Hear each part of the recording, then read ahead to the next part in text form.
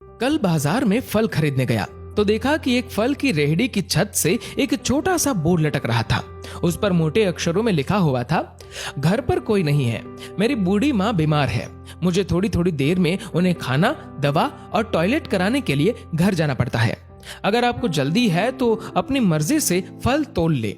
Rate साथ ही में लिखे हैं। पैसे कोने पर गत्ते के नीचे रख दे। धन्यवाद। अगर आपके पास पैसे नहीं हो तो आप मेरी तरफ से मुफ्त ले जाना, इजाजत है।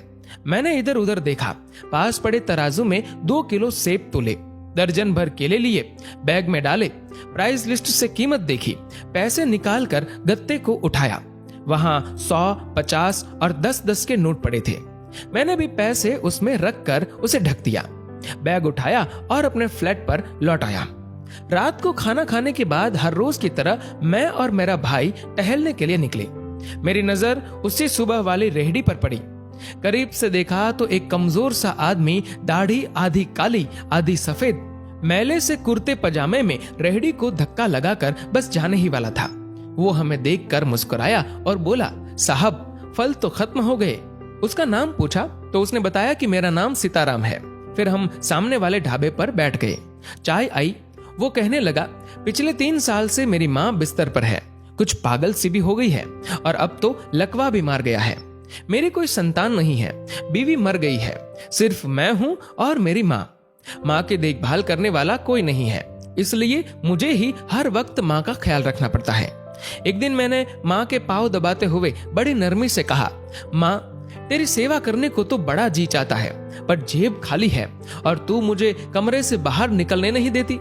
कहती है तू जाता है तो जी घबराने लगता है। तू ही बता मैं क्या करूं, न मेरे पास कोई जमा पूंजी है। ये सुनकर माँ ने हाँफते कांपते उठने की कोशिश की।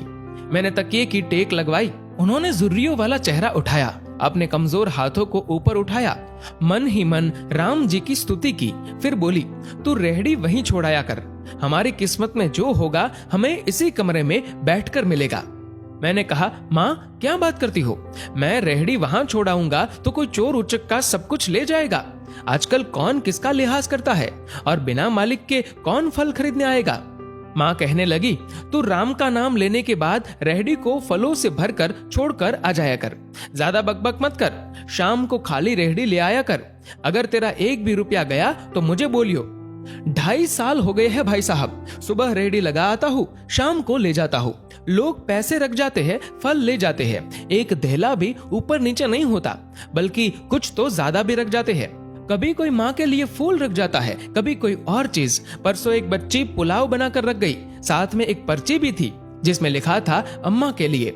बीते हफ्ते एक डॉक्टर अपना कार्ड छोड़ गए, पीछे लिखा था, माँ की तबीयत नाजुक हो तो मुझे कॉल कर लेना, मैं आ जाऊंगा।